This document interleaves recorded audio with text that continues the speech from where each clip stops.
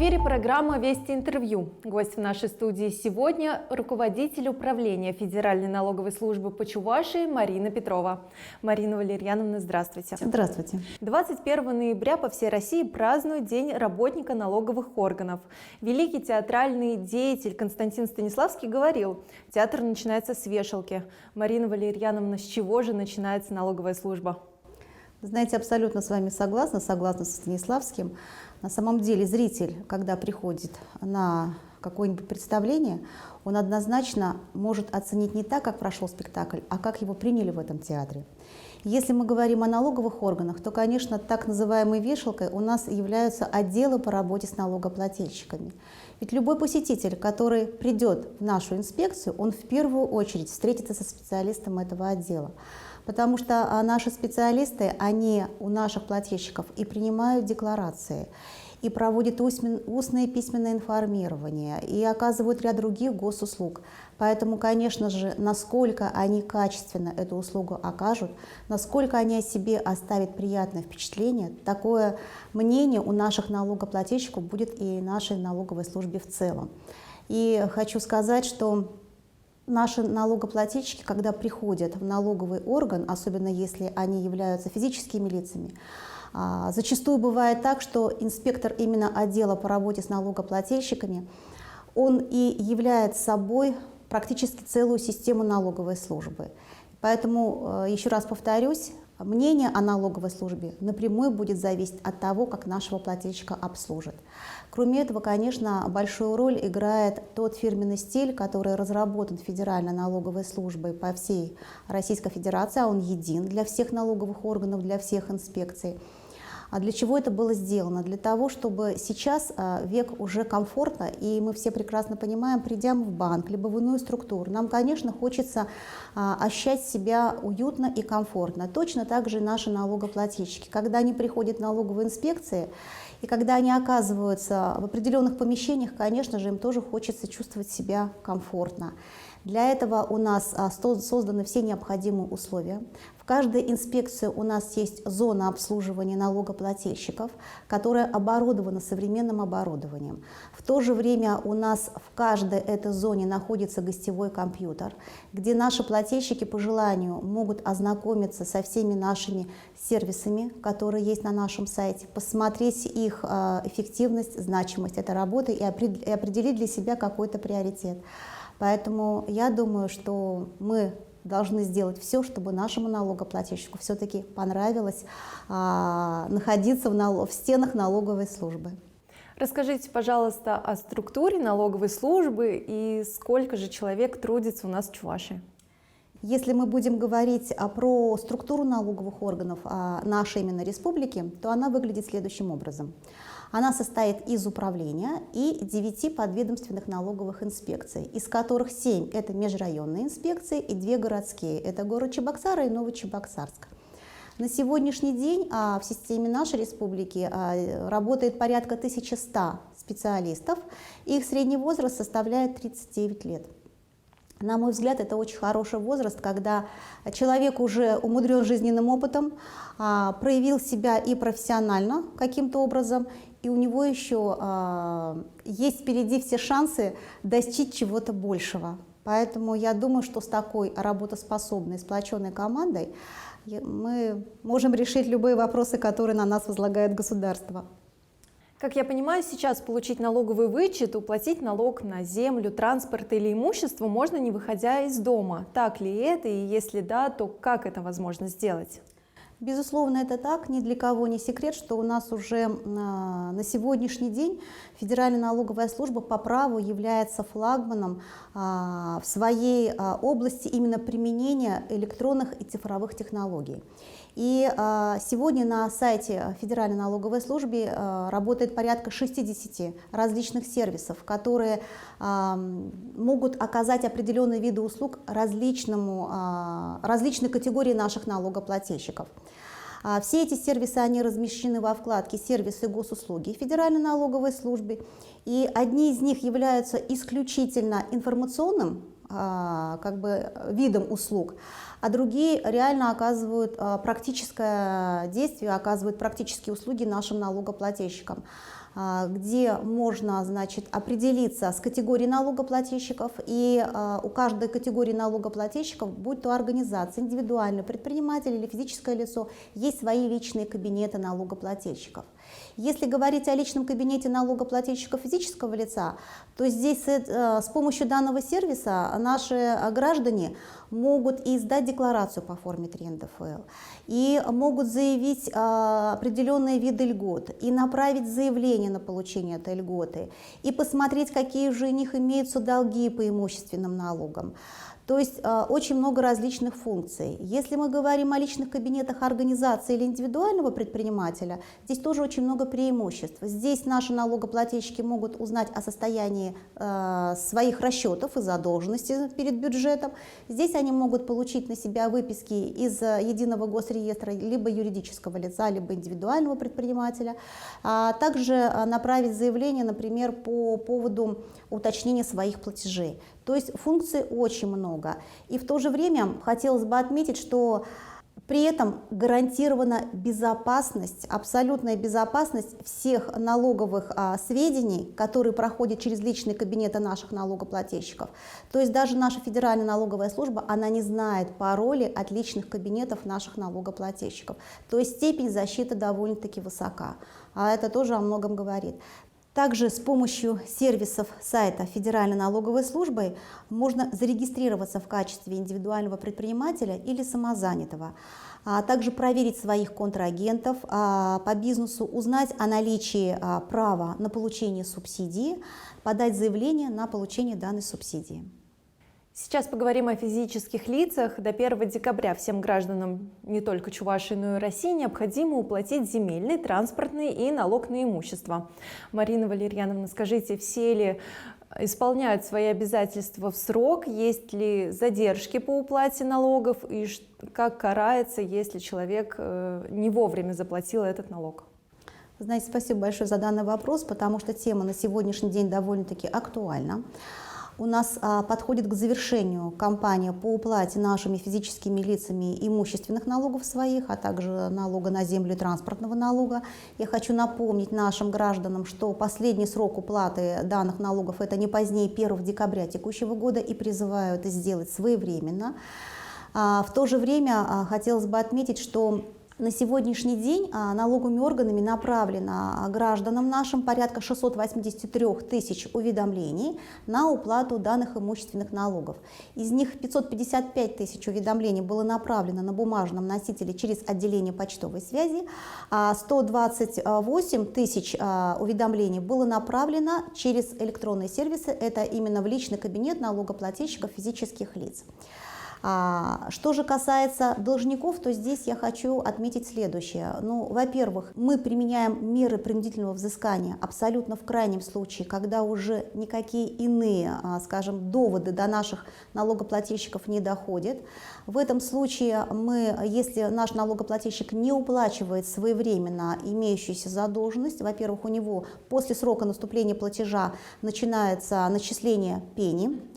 И если он не проплачивает ни сумму налогу, ни сумму пеней, в этом случае мы обращаемся с исковым заявлением в суд для взыскания имеющейся у него уже задолженности в принудительном порядке. И уже по мере получения решения суда, в этом случае у нас уже все есть основания для того, чтобы взыскивать имеющуюся задолженность у него через, скажем так, имеющиеся денежные средства на расчетном счету, либо через зарплату, либо через имеющиеся денежные наличные средства или имущество. Кроме этого, служба судебных приставов у нас имеет право в отношении данной категории налогоплательщиков наложить запрет на выезд наших граждан, должников, за рубеж. Это тоже одна из действенных мер, которые есть на сегодняшний день. Хотелось бы сказать, что, пользуясь возможностью, я еще раз хочу напомнить нашим гражданам не забывать уплачивать имущественные налоги, тем более эти налоги, они идут напрямую как в республиканский бюджет, так и в бюджет городов и сельских поселений. И, конечно же, в первую очередь направляются на, скажем так, осуществление различных социальных программ, как это строительство дорог, ремонт дорог, строительство садиков, школ и так далее. Поэтому я думаю, что мы все тем самым вносим определенную лепту в развитие и благосостояние нашей республики. Раз речь зашла о простых гражданах, скажите, пожалуйста, какие новшества в налоговом законодательстве будут очень полезны и интересны нашим телезрителям? С 21 мая текущего года вступили в силу изменения, в соответствии с которыми налоговые органы перешли на автоматизированное предоставление имущественных и инвестиционных налоговых вычетов. Эта упрощенная процедура, она позволяет нашим налогоплательщикам автоматически предоставить этот вычет без посещения налоговых органов и без предоставления каких-либо подтверждающих документов. Всю необходимую информацию нам в этом случае предоставляют банки. На сегодняшний день в этой программе у нас пока работает один банк, это ПАО Банк ВТБ, но мы надеемся, что и другие банки в ближайшее время подключатся к этой программе, и большее количество наших налогоплательщиков смогут воспользоваться вот этим упрощенным видом получения этих вычетов. Кстати, хочу сказать, что уже 40 налогоплательщиков воспользовались упрощенным вычетом на сумму порядка 6,5 миллионов рублей и получили в ускоренном режиме эти средства к себе на, скажем так, определенные карточки, что, конечно, очень хорошо. То есть народ активно замечает те изменения, которые есть, и пользуется им по праву. Это отрадно отметить именно то, что происходит в нашей республике. Еще хочу сказать, одно из отличий вот именно при предоставлении инвестиционного налогового вычета, это то, что в упрощенном варианте, это то, что если при классическом варианте этот возврат НДФЛ мы осуществляли в пределах 4 месяцев, то в упрощенном порядке срок возврата НДФЛ будет составлять в пределах 1,5 месяцев. Это сроки сокращаются в 2 с лишним раза. И кроме этого хочу сказать, что у нас, начиная с 1 января следующего года, появляется еще один новый налоговый вычет по налогу на доходы физических лиц. Это оказание организациями, либо индивидуальными предпринимателями физкультурно-спортивных услуг, где наши налогоплательщики тоже смогут заявить вычет. Здесь необходимо просто будет сдать нашим налогоплательщикам декларацию по форме 3 НДФЛ и приложить к ней все необходимые подтверждающие документы. А это будет договор на оказание услуги и кассовый чек. Но здесь отрадно отметить тот факт, что в то же время родитель сможет получить этот вычет и на своего ребенка несовершеннолетнего, если этот ребенок тоже ходил в определенные, скажем так, кружки и получал физкультурно-оздоровительные услуги. Здесь есть только один нюанс, что организации, которые оказывают вот эти физкультурно-оздоровительные услуги, либо индивидуальные предприниматели, они должны, как услуги, так и они должны входить в определенный перечень. То есть поэтому вот такой нюанс у нас есть. И уже начиная с 2022 года этот вычет начнет применяться. Если наши налогоплательщики захотят его взять раньше, то они у работодателя уже смогут его получить в 2022 году. Если, значит, по каким-либо причинам они не могут заявить этот вычет у работодателя, то уже начиная с 1 января 2023 года мы начинаем принимать декларации по форме 3 НДФЛ за 2022 год, где наши плательщики могут этот вычет указать. Этот вычет предоставляется в размере 120 тысяч рублей, но он идет в совокупности с иными вычетами, которые может заявить налогоплательщик по, скажем так, ранее действующему и ранее принятому законодательству. Здесь есть такой нюанс. Сейчас поговорим о бизнесе. К сожалению, коронавирусная инфекция никак не отступит. В настоящее время налоговая служба обеспечивает выплату субсидий бизнесу. Скажите, кто может на нее рассчитывать и в каком размере? Да, налоговый орган не первый год занимается выплатой данных субсидий именно нашим плательщикам, кто занимался своей деятельностью в наиболее потерпевших отраслей. И в этом году претендуют на применение данных выплат именно те российские организации и индивидуальные предприниматели, которые в том числе работают без наемных работников, а также социально ориентированные некоммерческие организации, кто выполнит определенные условия. Ну, во-первых, данные налогоплательщики должны обязательно заниматься своей активной деятельностью, то есть не быть ни в стадии ликвидации, ни в стадии банкротства. Они не должны иметь задолженности свыше 3000 рублей по страховым взносам и своим налогам. И обязательно вид их деятельности должен подпадать под перечень отраслей, который у нас установлен постановлением правительства Российской Федерации от 7 сентября текущего года номер 1513. И если все эти условия они выполняют, то не позднее, чем до 15 декабря текущего года налоговые органы принимают эти заявления от налогоплательщиков на выплату этих субсидий. Размер субсидий составляет 12 792 рубля на одного работника. Если это просто предприниматель, то и плюс еще на одного предпринимателя. На самого себя он тоже имеет право получить. Далее, значит, подать заявление, узнать о выплатах. Все можно через сайт Федеральной налоговой службы. Наша служба, она очень оперативно реагирует на все изменения, которые происходят, и уже на своем сайте создала определенный сервис, где наши налогоплательщики с помощью данного сервиса лишь только указав свой ИНН, могут определить, подпадают они под категорию получающих эту субсидию или нет, подать заявление на выплату им субсидий и посмотреть, на какой стадии находится рассмотрение данного заявления, что вполне удобно. И Федеральная налоговая служба, рассмотрев это заявление, и если видит, что нет оснований для отказа, то есть этот плательщик выполнил все необходимые условия, в течение 5 дней рассматривает это заявление, рассчитывает ему размер субсидий и передает в Федеральное казначейство для его выплаты. Все делается максимально быстро и все в автоматизированном режиме. Опять-таки хочу сказать, без присутствия самого налогоплательщика. Недавно налоговые органы начали выдавать цифровые подписи предпринимателям. С чем это связано? Вы знаете, наша вообще служба, она является не только одним из лидеров внедрения цифровых каких-либо технологий, но в то же время прилагает большие усилия для снижения административного барьера наших налогоплательщиков. И тому пример то, что мы уже с 1 июля текущего года осуществляем налоговый проект по выдаче, скажем так, электронно-цифровых подписей. Мы их выдаем организациям, индивидуальным предпринимателям и нотариусам. То есть, получив данную цифровую подпись в налоговых органах, выдает как управление, так и любой налоговый орган. И выдача этих подписей, она осуществляется совершенно бесплатно. Она нужна нашим налогоплательщикам для того, чтобы, во-первых, и сдавать декларации в электронном виде, и, значит, участвовать в аукционах, получать какие-либо выписки. То есть те услуги, которые идут через, скажем так, электронный документооборот, благодаря тому, что они сейчас эту подпись имеют, они могут самостоятельно, без каких-либо спецоператоров, эту деятельность осуществлять. Поэтому я думаю, что это очень хорошо, и в настоящее время уже нами, налоговыми органами по Чувашской республике, выдано таких более 1150 электронно-цифровых подписей плательщикам нашей республики. Марина Валерьяновна, скажите, каких результатов добилась налоговая служба Чувашии в этом году? Знаете, накануне профессионального праздника я считаю, что я могу уверенно сказать, что налоговые органы по Чувашской республике достойно его будут встречать, а показатели у нас неплохие. Так, год уже завершается, я могу подвести итоги по итогам 10 месяцев текущего года. И если мы посмотрим на эти результаты, то можно увидеть, что у нас в очередной раз увеличился темп роста поступлений во все уровни бюджетов. В этом году мы собрали порядка 49 миллиардов рублей во все уровни бюджетов.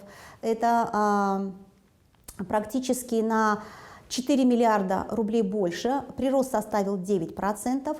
Если мы говорим от уровня прошлого года, если мы говорим о 2019 году, то есть годе до пандемийном, то здесь у нас рост поступления налогов составил порядка 6 миллиардов рублей, и темп роста составил 14%.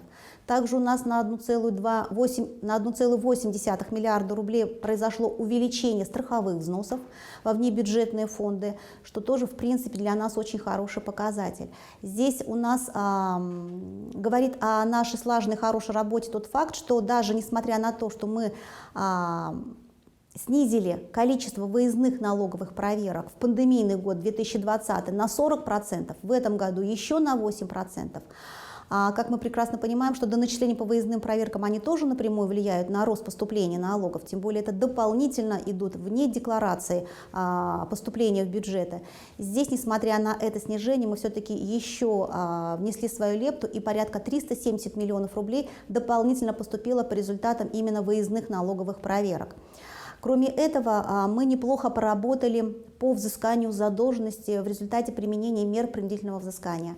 В этом году мы снизили свою задолженность, то есть не снизили, а вернее поступила задолженность в результате наших мер порядка на 5 миллиардов рублей, что тоже, конечно же, сыграло свою роль в части увеличения поступления налогов в бюджеты. В общем, повторюсь, что к празднику мы подошли с хорошими результатами. Я думаю, что в нашем коллективе так и будет дальше продолжаться, что мы однозначно будем выполнять возложенные на нас задачи и функции. Марина Валерьяновна, что бы вы хотели пожелать в День налоговых органов своим коллегам, ветеранам налоговой службы? Я очень рада, что в налоговых органах Чувашской Республики работает замечательный и профессиональный коллектив. Мы успешно справляемся с поставленными перед нами задачами, их решаем, и несмотря на то, что на Федеральную налоговую службу из года в год возлагаются все новые и новые функции, обязанности, несмотря на это мы все равно стараемся достойно выполнить свою работу.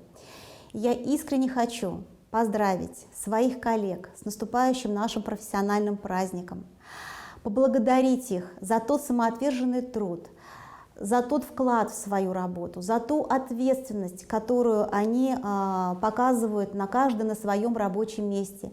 Несмотря на то, что в основном в налоговых органах нашей республики большую часть занимают женщины, у которых есть свои семьи, свои дома. Несмотря на это, они достойно выполняют свою работу, тем самым, может быть, жертвуют частью личного времени.